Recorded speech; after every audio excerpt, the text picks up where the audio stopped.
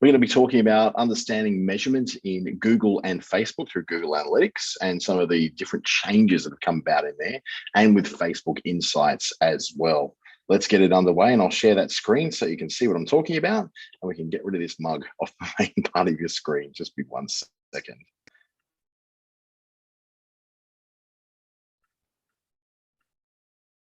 Here we go. First up, a quote that's quite inspirational from Rear Admiral Grace Hooper, who was a US Navy mathematician and computer scientist, as well as a Rear Admiral. Let's not forget that.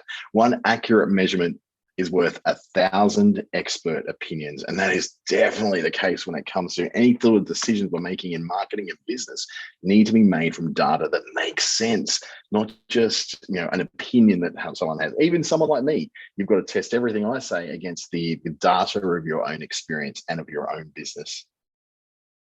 What we're going to cover today is the importance of measurement, applying the insights you're getting from those analytics and Facebook Insights and all that sort of stuff to your business. We'll look at Google Analytics and its interesting inconsistencies at the moment, as well as Facebook Insights. We'll take a live look inside one of my Facebook pages so we can see what that looks like.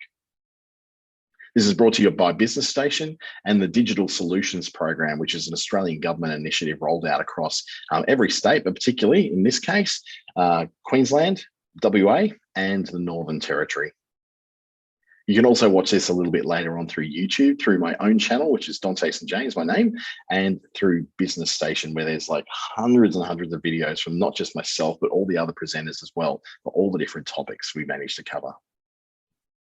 Bit about me, if you haven't met me before, my own business is a Clickstarter, which is a digital agency, my own training company under my name, and I recently revived an old mobile phone company brand from quite some time ago. I've done study through University of New South Wales, Sydney, New South Wales TAFE. I haven't lived in New South Wales for a long time, but I've managed to do a lot of remote study with them. The Chartered Institute of Marketing in the UK, which I didn't go to, but I actually attended remotely again, and recently through LinkedIn Marketing Labs as well. I've worked very, very closely with Facebook Australia and New Zealand over the last 3 years as a trainer, digital marketing associate, and media planning professional. And I'm just about to embark on the next month, a big tour around the Northern Territory through the Northern Territory Government's October Business Month. Of course, you see me in the Digital Solutions Program, but some people see me also through Digital Springboard from Google and the New Business Assistance with NICE program too. So suffice to say, I do a lot of this stuff. So without further ado, let's look at the importance of measurement, what it actually means, and then secondly, how do we apply that measurement? This is pretty obvious, but you have no idea where you should be going if you don't know where you've been. And when it comes to data, data is something which tells us where we've been. It tells us what's going on in our business that's not based upon opinions, but based upon the facts. It tells us that X amount of people were in the room, X amount of people saw X amount of pages, and that then we can draw conclusions based on that. And I've got some really good examples of just how broad the conclusions are that we can draw. It allows you to make more informed decisions about where to spend your money. That's a really important part of business. If you do not know what the results of your investment of money into your business are, then you're not able to make the right decision based on your business. You're just kind of feeling around and going by ideas and opinions and the ideas that you think that, oh yeah, this is what might be the case or might not be the case. It also allows you to make more informed decisions about where you put your effort. It's not always wise to put your effort into the thing that you enjoy doing when it comes to business, simply because some guru told you, do the thing you love. That's one of the worst pieces of advice I've ever heard, in fact. It's more about understanding where the effort pays off. So if you do really, really enjoy doing graphic design, but you've made about $50 in the last 6 months out of graphic design. So we then know that, well, maybe this is not the right way to go. Maybe this is not quite the right journey we should be on. We should be going perhaps somewhere else. So then we look at it and go, well, where are the areas that we seem to be putting less effort in, but getting lots and lots of results out of? And we say, well, it's not graphic design. It may be copywriting. I might be writing a lot of copy and a lot of people really like it. It doesn't take me as long and I seem to be making really good money out of it. Then you go, well, I can either continue to put a lot of effort into that thing that I love doing, but that's making me no money, Or I can put a bit more effort into that thing which I don't like quite as much, but I seem to be doing really well at, and the business seems to be, being people are really liking that thing that I do. So making those decisions isn't based upon just simply because, oh, I like doing it. It has to also be based upon whether you are, I suppose, in a position where you feel like the data is telling you that this is the thing you should be doing. You can also see the results of what you've been doing over a period of time. So it's not just looking at the results that are really recent, it's also looking at the things that may have been happening for quite some time.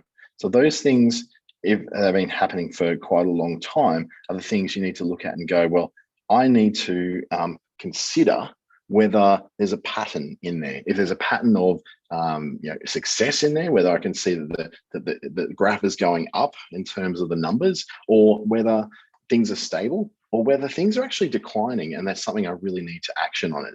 It's more than just seeing the results of one thing. You can get data out of these different platforms that tells you a lot of different things about your business. But you can make data say anything if you go in and look at it with a bias in mind. And possibly the most effective way to see bias is when one set of data is produced for lots of different people. An example of this would be radio ratings and television ratings. So it's interesting. You can see that this one radio station may pick up a whole lot of extra listeners in one particular survey month or quarter, and another station loses those. But the stories that they tell based upon that data are very, very different. The ones who gain like to focus on the fact they've gained all these listeners and they're now number one. But the ones who have lost the listeners will tend to focus on what was positive about that data. So the positive data may be, not mentioning their lost listeners, but saying they've consolidated their core listener base of 55 and above who have continued to make our radio station the number one in our city, even though they lost tons of listeners from all these other areas. So it's a really interesting spin, I suppose, is what it is. I just got asked from Chris, how do you even know that the data they say is true? Well, in the case of radio and TV surveys, that's all based upon the trust, I guess, that the industry has provided with things like Nelson, who used to be the people who provide those ratings. In radio, it's Extra Insights in the regional areas and another company in the major cities. Now, can you trust whether they're right? Well, I always take all those things with a sprinkle of stardust, to be honest, because I look at it and go, what I'm seeing around me is that far less people than ever are listening to commercial radio. I don't listen to it at all. I just don't have it. But my housemate who works for the local radio station listens to it 90% of his life.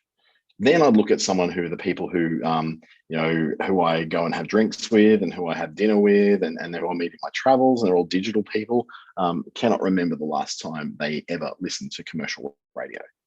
But none of those tend to be people who commute for an hour a day from an outer suburb to an inner city who actually rely upon radio to give them information.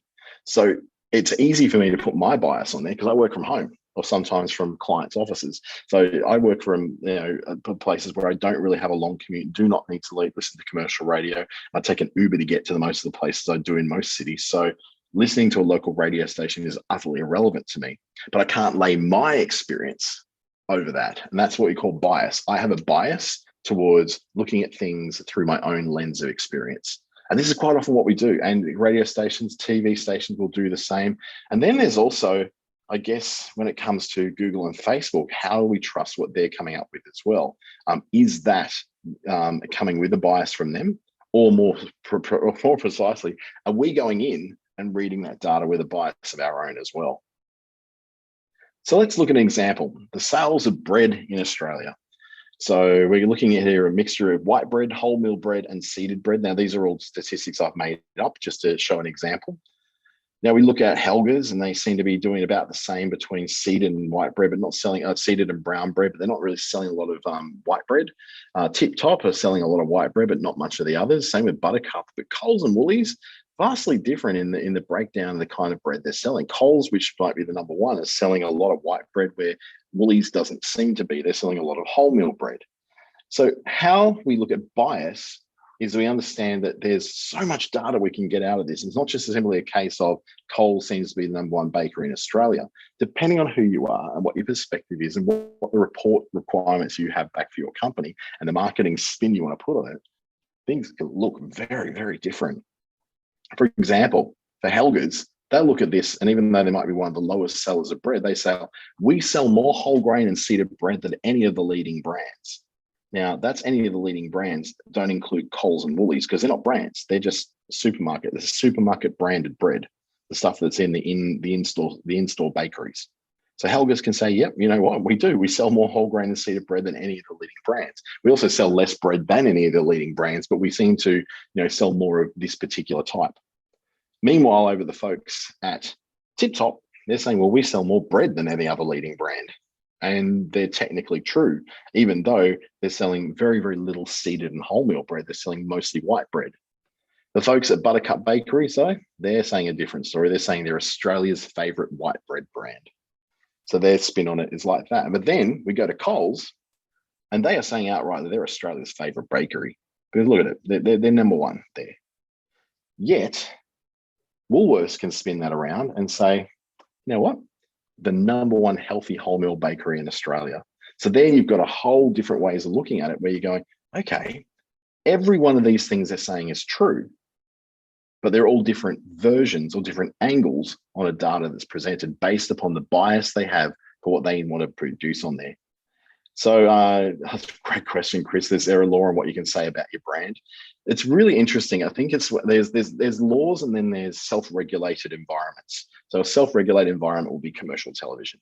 So in commercial television, if you want to make a claim like we're the number one menswear store in town, you have to provide what is called substantiation for that. Now, the substantiation doesn't happen to be something so huge that's saying, oh yeah, what we're going to say is that you need to provide statistics and all sorts of things. Usually what it is just a letter from you just confirming that you, due to the feedback you've got from your clients and from research carried out in the local area, that you confirm that you're the number one menswear store in town.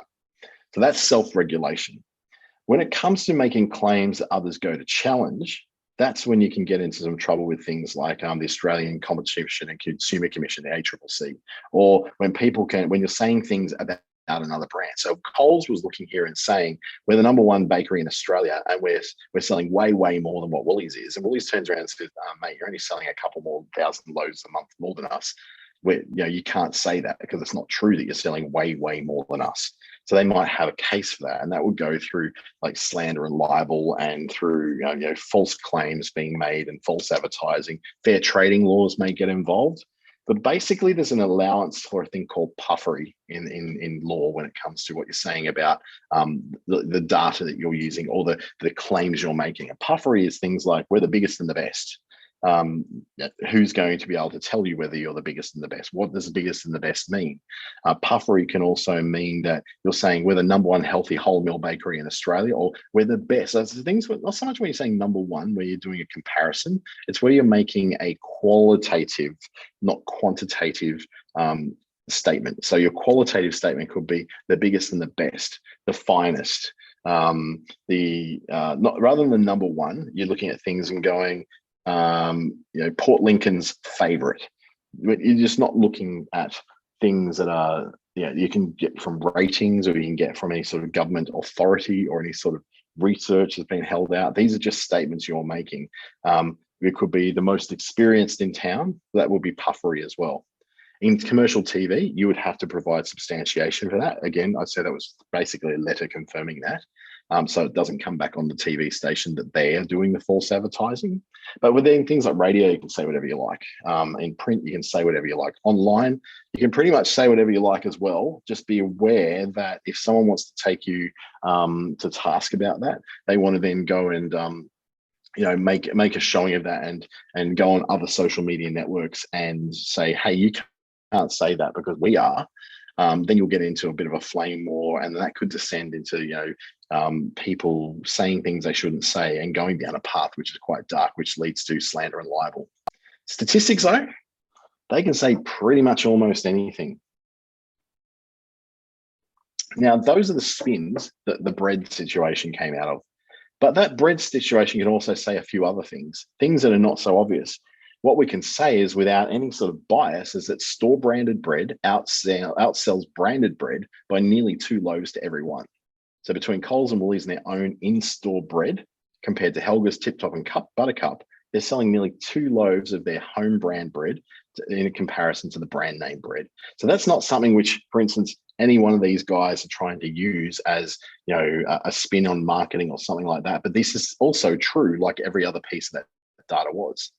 That saying that white bread is the most popular kind of bread, when I counted up on those little graphs, we found that white bread indeed is the most popular kind of bread. However, non-white bread, which is seeded and wholemeal, outsells white bread. So whilst we can say, yeah, white bread is the most popular kind of bread, we can also say that non-white bread outsells white bread, which sounds like they're the opposite, right? But they're not quite. They're both actually true. And while Coles sells more bread, the spend on bread is more at Woolworths, because the spend that Woolies has to make on wholemeal flour as opposed to white flour, which is much cheaper, means that they have to charge more. And by charging more, they're making more on their bread, which is possibly why they're concentrating on selling a lot more of the wholemeal stuff. So remember, these are all made up. I just made up these figures, but just to show you the amount of different statements that can be made based on this, depending on what your bias is, depending on what you want the statistics to say. So commercial radio does it, TV does it. So The Bachelor was #1 in its slot last night, but it's also one of the least watched reality shows across the year. So you can say lots of different things about those things. It just doesn't necessarily mean that it's meaningful. So when you're looking at data, before we even look at any data, notice what the data says. Notice what all the things that it says. Don't add meaning until you understand what the data actually says. What it said is that there's 56 units of white bread were sold in this day. Then don't add any meaning onto that until you understand what that means. And it usually means context. So that 56 loaves of bread today is in comparison to 72 loaves of bread yesterday and 112 loaves of bread the day before. So the fact that 56 loaves of bread were sold today doesn't mean much on its own, except when you compare it to previous data. So don't add too much meaning to any piece of data until you understand what it is, the context it lives in, and the patterns that are already emerging. And for all intents and purposes, do not create any kind of spin story from the data until you understand what all the different angles are. Because remember, you can say that you're the #1 white bread producer in Australia, but you've also got to understand that seeded and brown bread outsell white bread. So understand that for every good thing you say, someone may come back and say, but, and you've got to be ready for that as well. So when you've got data, before we even look at any, how do you then apply these insights from that data to your business? So whether it's Facebook Insights or Google Analytics, where do you apply it? The first thing is obviously marketing. Is my marketing working in things like Google Analytics? And for your activity on Facebook, you tell, excuse me, it's getting very hot in this room. First, it will show you, particularly in analytics, where the traffic is coming from. So you can tell whether it came from this channel, that channel, and you can see whether those channels are actually working. You can identify what are the performing channels and what are the underperforming channels, and then compare all the different sources of traffic between each other and make a decision based upon those pieces of data, what is worth continuing. Because you don't want to just keep spending money on a channel.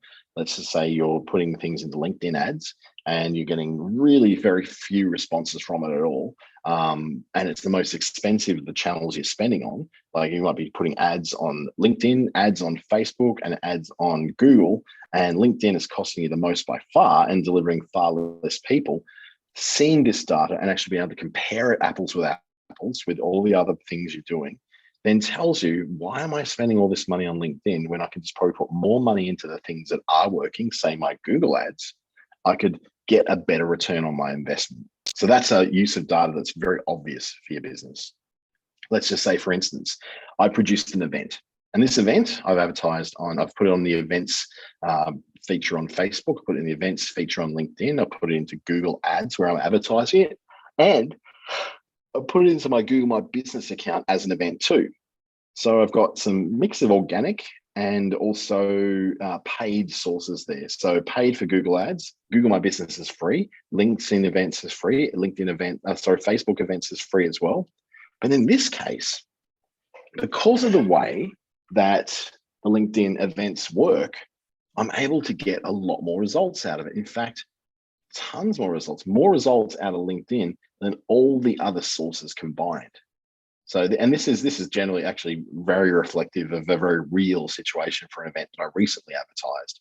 The event on Facebook, I didn't boost it at all, and I invited people who I thought were relevant to it, and I got maybe 3 responses out of that. I went to Google Ads and I paid $50, and I got a few responses to it, maybe about 10. But when I invited the people who I wanted to invite on LinkedIn, that came in spades. And I could look at that and go, oh yeah, this is all good because I've got like events on Facebook and all this. And it looks like LinkedIn's absolutely killing it at the moment. But there's still context. I can't necessarily take those results as completely where they should be because of the context of them. The first context is, yeah, I know that LinkedIn is the best place for me to promote live events. Makes sense to me. I got the best result out of that and didn't have to pay a cent for it. But then I know also that once I've done that, I say, well, Google My Business might not bother with that at all, even though it's free. I'm getting nothing out of it. It's almost non-existent with the effect it's had.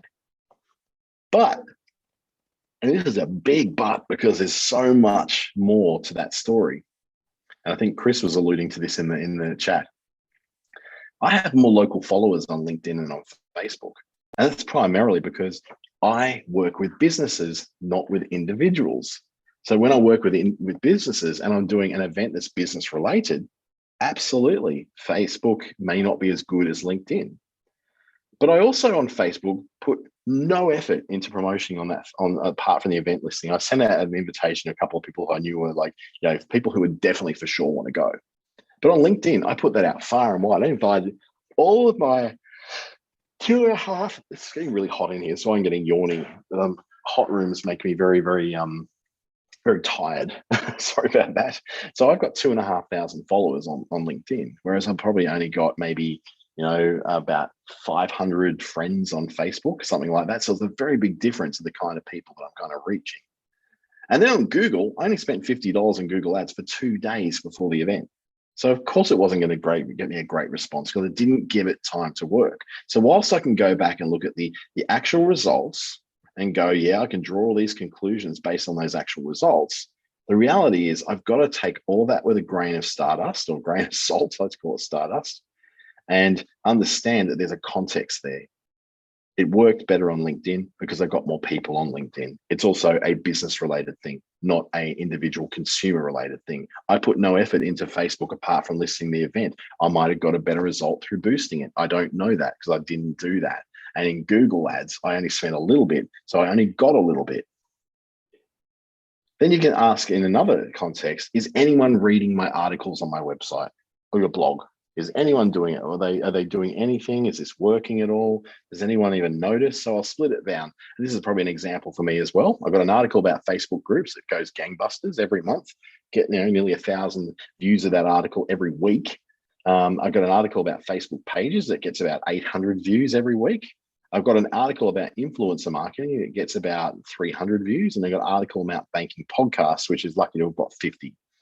So the patterns, the things that I could draw a conclusion from would be possibly that based on this, I know that Facebook is the best performing topic for me to write about because it's the Facebook articles that seem to get me the most result. But then I might as well not bother writing about podcasting at all because I only got 56 views on that article. Now, that would be the immediate things I can draw from that. But the data I'm getting in, and we'll get to look at some of this data soon, comes with a massive but. There's always plenty of big buts in the world. I only wrote 1 article about podcasting, and I've written 74 articles about Facebook. So, of course, my Facebook articles are going to have more of a chance to succeed because Google looks at my content and says, oh, this is a person who writes a lot about Facebook, but wrote 1 thing about podcasting. So it's going, well, I'm going to draw more traffic through to that thing about that Facebook stuff because that seems to be where his expertise is, as well as showing that I'm not, I'm not just a writer of articles about Facebook. I'm also certified and have a reputation in the market as a Facebook expert. So that's bringing more and more people in. So whilst I can say, oh, yeah, don't write anything about podcasting, just write stuff about Facebook. I have to put in some kind of context there to say why I'm getting such good results on Facebook and not getting good results about podcasting. So it makes a very, very big difference. Makes a huge difference when you're looking at that. Oh man, as Chris is saying, it's nice and warm in Darwin. I'm actually in a room, a meeting room, and there's like no airflow whatsoever. I'm sweating like crazy. And thank God it's Friday or Friday, as Barbara said, because I get to go back into my own air conditioning. It's so much nice. There's no place like home. Click my heels together. There's no place like home. There really isn't. Thank you. Keep making the comments. They actually help me to stay awake in this horrid environment, even though it's not that horrid. They're beautiful people here. Just it's a really hot office. So let's start looking at Google Analytics. This is probably the big kahuna, the one that most people are probably on this webinar to have a look at. This is the place where we look and go, okay, in Google Analytics, we're going to find all the information we need to know about our growing businesses. But not all Google Analytics is the same. There's two of them. There's one called Universal Analytics, and there's another one called GA4 or Google Analytics 4. Now, unless you've been following all the news with Google Analytics, you won't really know what I'm really talking about. Universal Analytics is the analytics that you know and you love. That's the thing you've seen from about 2012. This is current version of analytics came through. Universal Analytics allowed us to read data coming from different sources. So we could have data coming from multiple websites under the one domain. We could have data coming in from an app. We can have data coming in from newsletters, all that kind of thing. So they call it Universal Analytics because you could now draw that data in from all kind of online served things, which made life much easier because we could see the full picture of what's going on in our businesses rather than just simply what happened on this one single website. But last year, this new thing, Google Analytics 4 came about, and it's now the default for all new accounts. Why would they do this? Why would they cause such pain and tears and people like me who just go, oh my God, don't make a big change like this. We can't cope with this. Well, simply because these guys, Apple, they introduced an update in iOS 14.5 and 14.6 particularly, which caused 95% of all iPhone and iPad users to block any kind of third-party tracking. Now, third-party tracking is when you go to someone's website and there's a bit of code in there from Facebook, a little bit of code in there from Google, and it sort of tracks you. It has this little cookie thing. If you ever known what the cookie is, it's this little piece of data or a little bit of script in your site, which says, oh, okay, track this person and compare them back through where all the other traffic is and all the other explorations that have been going on. So we look at that, 95% of all iPhone and iPad users, suddenly we're not able to see what they're doing. We can't track them. We cannot see them on our websites. They do not exist because they're no longer able to be tracked. Now, this wasn't because Apple did it, but what it did, it allowed people to make a very common informed choice. And I think it's a great thing. As a marketer, yes, it makes life more hard and more difficult. But as a human, I go, well, actually, we should have the choice of whether we're allowed to be tracked or not with these kind of things. I'm pretty happy with that. I'm also pretty happy to allow myself, I've got an iPhone right here, and my iPhone is not, I haven't blocked tracking, but 95% of iPhones have. Now, I'm one of the 5%. I allow tracking because I can see the benefits to tracking in my life. It gives me much better advertising, much better contextual information on websites, and makes my working through the internet much more easy and smooth. But that's not the case with everybody. I'm a geekhead who's been using the internet since 1996 when it first really started to become common. So, but most people haven't. Most people are just using their phones and going, why do these companies need to know so much stuff about me? Up to 40% now of our website traffic is essentially now invisible to us. And Google's Universal Analytics doesn't know what to do with this. It's just showing that the traffic has collapsed, right? Well, that may not be the case with everybody. It's certainly not been for me. Whilst most people would say their online and e-commerce websites and their service business websites may have seen some massive crashes in the amount of, at least 40% crash in their visitors, because I work mostly with businesses who work mostly with desktop computers and laptops, I can still measure them and I can still see them coming in. What I can't see though is what the damage has been to my mobile visitors. whether there's been any sort of difference in people coming through on different devices.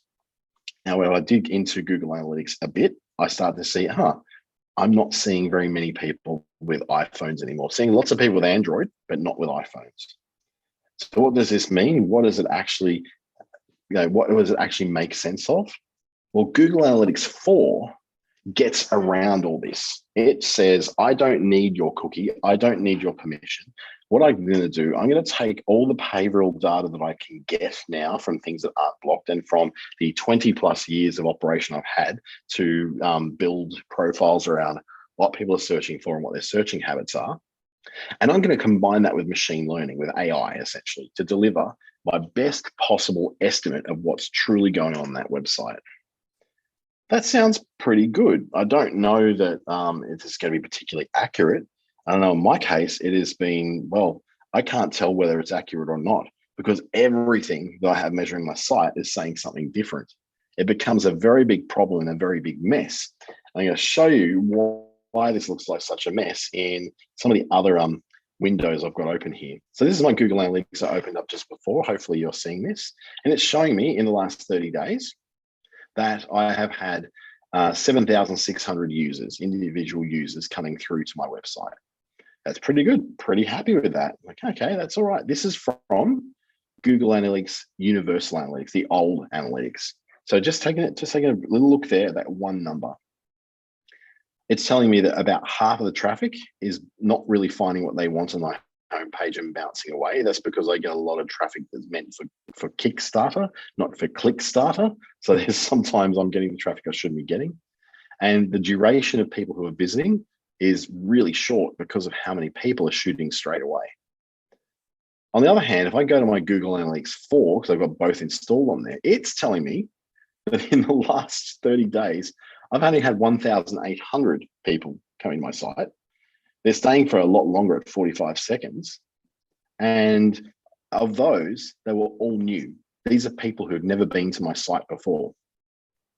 Okay, weird. Bit of a difference between 7,600 and 1,800 in that same time period. Weird. Don't know who to believe, don't know who to trust. And I'll pop over to another area that I take analytics. And this is from a thing called Cloudflare. Cloudflare's information sits actually on my website. And on my website, I can get a much clearer picture of exactly what's going on my site. So in the last 30 days, they're measuring that I actually had 11,730 unique visitors. Really different to what I'm seeing there. Really different to what I'm seeing there. 3 different sources of information, all measuring the exact same thing, unique visitors to my website, or users in the case of what GA4 calls it. And all of them have vastly different pieces of information. So who do I believe? Who can I actually trust to be providing the right information to me about what's going on? Well, I guess I can look at it in a way of saying, well, this one's probably closest to realistic because it's measuring actual traffic to the website because you have to go through Cloudflare to get to my website. Everyone who goes to my website goes through them. Now, people who land on my website then have the choice of whether Google or Facebook are allowed to track them. And in most cases, they are not going to track them. It's not going to happen. So I go, okay, if that's the case, then what have I got going on that's so different that all these 3 different places will look at me differently? It's quite perplexing. It's definitely flawed. And Google Analytics 4 is not a fully mature product yet. So I'll give Google Analytics 4 a little bit of leeway and say, I'm not trusting their numbers because they've only been around for less than a year and they haven't gathered enough AI information to make really accurate decisions. So I look at things like it's telling me, most of my traffic is coming through, it's organic, whether it's coming through in paid campaigns or from referral from other different sites. I look at that and go, well, by its very nature, how would they know? They have no idea. They're telling me, though, that most of my traffic's coming from US. I get a lot of it from the US and some of it from Australia. But I'll pop over to here. I don't want to look at where it's all coming from in countries. I will pop into acquisition and then into an overview. And I want to see where my traffic's coming from, which parts of the world seem to be having it coming from. Heavily coming from direct traffic. That's fine. That's good. I'm not seeing anything in here that's telling me any sort of danger. But what I want to know is geographically, where are these people coming from? So let's look at the traffic and look at, oh gosh, I always get this wrong because it's changed. It changed around quite a lot. It's in acquisition overview. I want to see countries.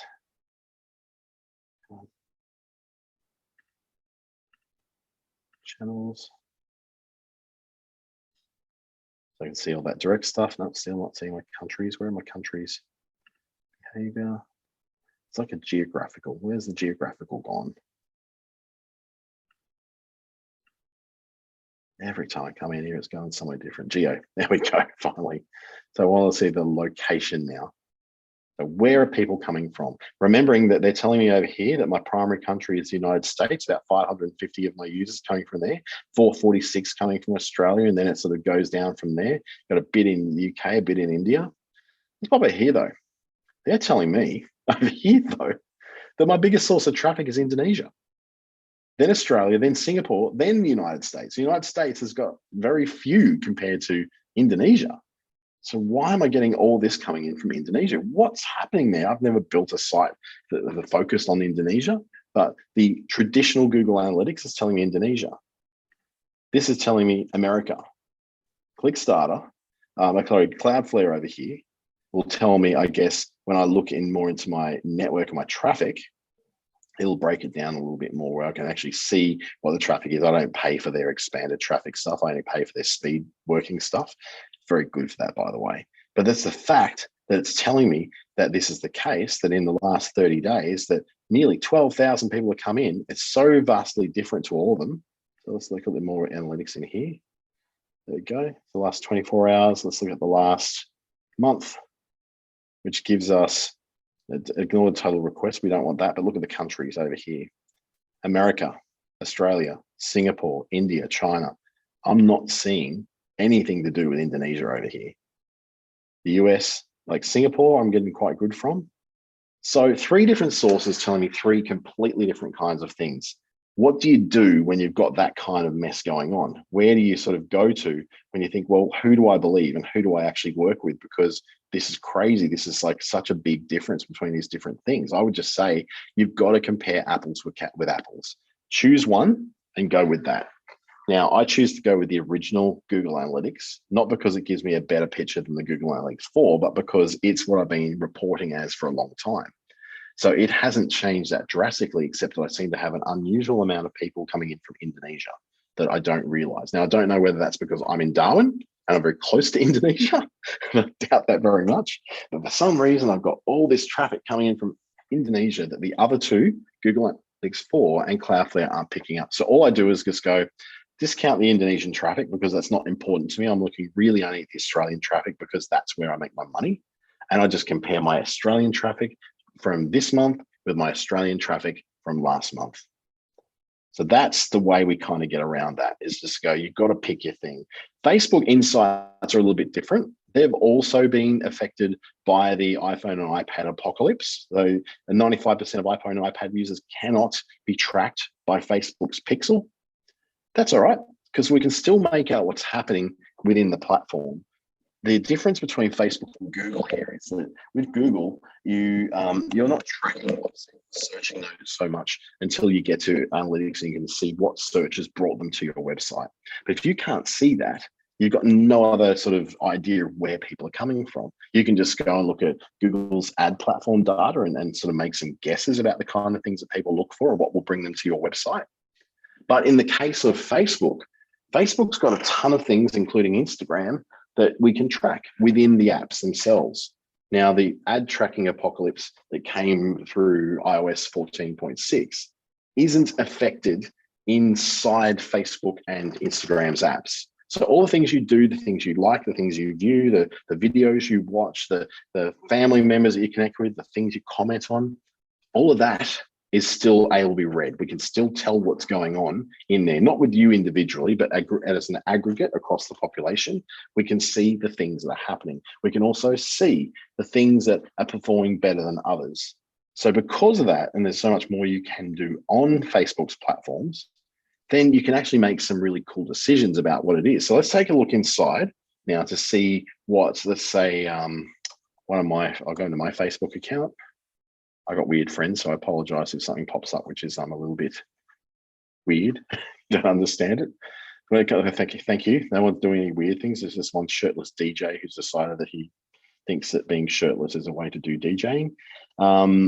If I can go into one of my pages, so let's just go, for instance, into my Click Starter page, because it's a really unusual one. My Click Starter page does okay. I've got some basic little things down here. Over the last 28 days, I've had 1,800 people. Now, the reason why it's going up so much, I'm running ads at the moment. So running ads is bringing me a lot of extra traffic that I wouldn't normally get. So don't look at that and think, oh my God, 590% increase. It's because I'm running ads at the moment for that. If I want to go in and see what's going on, I go into my business suite, which is where all of our insights now live. It's a much neater place to kind of look for it all, because it's all just this lovely little thing down the side, just points you to the right place you want to go to. And it's now going to point me to both my insights and allow me to post things to both Facebook and Instagram. So I'm in the middle of a logo change at the moment, hence why it looks like that. So at the moment, I can post things and stories to both Facebook and Instagram from here. That's great. But what I actually want to do is look at my insights and show me some trends over here. It's showing me that my Facebook page reach is higher, and so is my Instagram reach, because I'm advertising on both of them. So that's an immediate thing I can see as an effect of what's been happening in the last 30 days because of decisions I've made about paying for ads. That's good. I like that. I can also see at a glance my likes, my followers, not that many. I haven't been really pushing that. There's a really funny little funky thing that happened because I put on a social media manager about 4 years ago, put on a social media manager. The real numbers of followers I've got in here are not 1,600. That's because they bought me fake followers. And I didn't know about it. They just reported, oh, we've had lots of extra followers coming in. And it wasn't until they left and I took over the account that I discovered that I have an unusually big amount of people following me from Cairo in Egypt. And that made me feel like, you know what? That is stupid. So that's why I very easily tell everybody right now, ignore my Facebook page likes being so high for this particular one, because it's just a digital marketing agency. Why would tons of people follow it? It's simply because I've got fake followers in there and they don't do anything except to plump up those numbers. So over time, I've been trying to get those numbers down. So I can say that, yeah, I might have a split of mostly men, not women, but that's because look at where they're all from. They're all a bunch of fake men's accounts from Cairo and Egypt. So if I was to take that out and I'll discount everything that's in Cairo and then replace with the actual things that are coming from here. So Darwin is the biggest.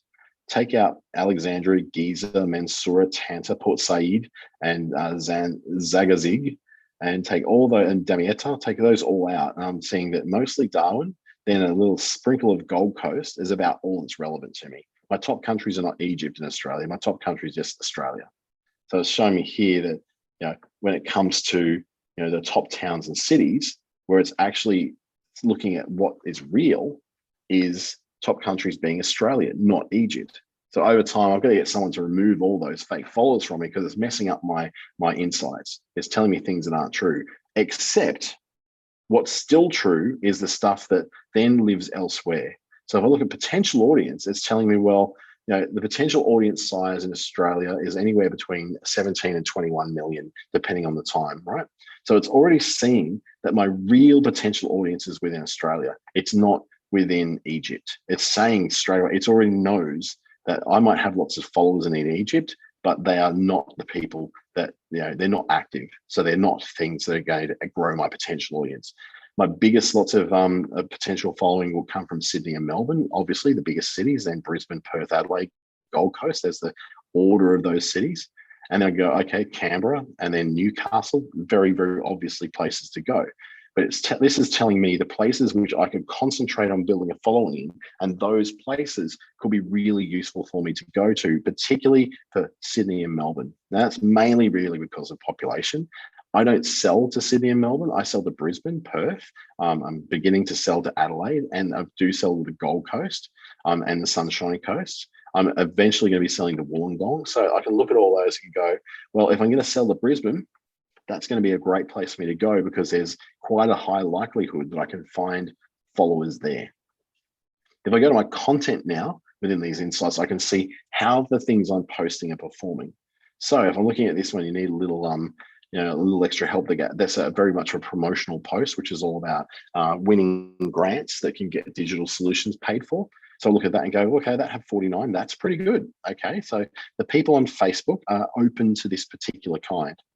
Then I'll have this one here, which was just like a general, a bit of information education about the fact that a brand's not a logo or a set of colors, but it's all the things that contribute to what someone thinks about you when you're not around. So that one also performed okay on Instagram. So it tells me that educational pieces might do okay on Instagram so far, at least, more so than, say, a promotional piece, which did really well on Facebook. Now, by really well, 49 is not a lot, but these are not boosted. These are just going out to the actual followers, not all my little friends that are following me in Cairo, just the people within Australia. So it's a very, very limited lot of people. Now, none of these are boosted. So Chris just asked that. None of them are boosted. So it's going to be very, very different way of looking at it. I can go and look at my boosted posts because it'll actually show me over here whether they are actually boosted. I don't boost posts really. I haven't done for a while. I used to boost posts every so often, particularly the videos of what I do, like this webinar will be recorded. And I usually put this on Facebook, and I used to boost these. And I get a lot more. I get hundreds and hundreds of views, but the hundreds and hundreds of views would only last for about a minute. And it's an hour-long video. So how valuable is that to me? What am I getting across in the first minute? It's usually me saying, okay, hope you're all having a great day, and here's who this is presented by and what's going to happen. They get that minute, and we haven't even got into any kind of detail about what we're going to be talking about in that. So I stopped doing that because it was just, I don't really want that. Chris is just asking if there hundreds of views from your friends or strangers. Well, they're all strangers. I was not actually pointing towards my friends. I was only boosting through to specific geographical areas where I don't tend to have a lot of friends in them. So I'd say the areas that I want to become known in, because I want to sell in those areas at some point, are the areas that I boost it to. So for instance, sort of late last year, early this year, I was boosting a lot of stuff into Townsville, Cairns, Mackay, Bundaberg, Broome, because there are places where I was going to. I was going to do some live workshops there. So I wanted the ability to be able to reach those people. But then, of course, the rest of it is that we need to go then that little bit further. Looking a little bit further beyond, I'm now looking at going to Wollongong, southern New South Wales, when I can cross borders, all that sort of stuff, and then into Perth and Brisbane as well. So they're the areas I might want to see boosting into. But putting an hour-long video into a boost to me wasn't great. I looked at the reach that was on here, getting tons of reach, but it was actually telling me in the insights for the videos themselves that I just wasn't reaching anyone. I wasn't getting anywhere. So it was no real benefit to me to do that. If you want to look at the results of what's going on, and we want to look at the reach, you'll notice that I had a sudden burst of reach on over here, the 24th of August. That's the day that I started running ads. So I started running some ads for some of the stuff that I do, particularly to very, very specific towns as well. So that's why I've suddenly got a reach, and it really jumped, and it's doing pretty well. I'm very happy with the results of that so far. Instagram's been interesting. It started off really giving me a lot on Instagram, and then it's really died off and giving me another little quick burst now, but it's very inconsistent when it's coming across on Instagram, where I'm getting most of my stuff, my increases through Facebook. So that's interesting to know. This is also before I started running ads, but remember, that's only like 20 different people. That's only 24. Up here, we're talking about 557, 700. So the numbers are a lot more, very, very, very big. I'm not getting much reach, even with boosts or even with paid advertising campaigns. I'm not getting much reach at all when it comes to Instagram. Everything is happening on Facebook for me. So this tells me that some decisions I need to make are that I either need to create more good content for Instagram that's actually suited for that platform, or I have to abandon Instagram altogether and go, the people who I'm trying to appeal to are probably not in the frame of mind for what I'm presenting to them when they're on Insta. But the people who are on Facebook, that campaign information is optimized really quickly, and I've found a good audience there to send my ads out to. So I'll continue to run on that on Facebook, but I'd then go to my ads campaign and pull out Instagram. So just don't put it on Instagram at all. It's a waste of time. No one in there is really responding to it. Let's just pull it out of Insta altogether and put everything onto Facebook's feed. And that's a decision that I can make based upon these insights. So this is the kind of business decision you're making along the line. It's going, well, clearly I'm doing far better on Facebook. Kill Instagram. Don't try to put so much in there, which also tells me that I shouldn't put so much effort into Instagram as a platform for what I do and who I am as a business anyway. In that case, just don't bother about Instagram, because I can either just pull myself completely as a business off Instagram altogether and just run my personal one, rather than having a platform where I'm producing stuff that nobody wants to see.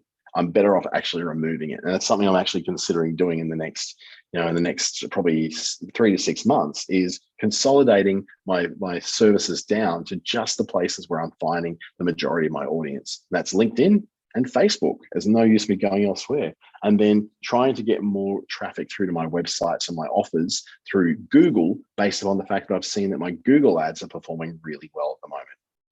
So these insights and these analytics and all the information you can pull are telling you information that you use, not just to say, oh, that one got 49, this one got 46. Clearly, it's far better. It's telling me a far greater story over a far greater amount of time. It's also telling me things like, say, for instance, my age and gender on Facebook is blown out because just about all of my followers from Cairo are between 18 and 24 years old. So once I can actually get someone, maybe a virtual assistant, to go and wipe out or block all those people so they don't show up as my followers, I'll get a much more accurate fix on there. And probably what I'll find is that 25 to 34 is probably where my core demographic on Facebook is. Whereas I get over to Instagram, which is a much more accurate following, because I have no dodgy little offshore people have gone and bought followers for me over there. So I can see that I've got a ton of people in this 25 to 34, and that sort of tracks really well to the kind of people who are attending my webinars. Women in that age group are really common.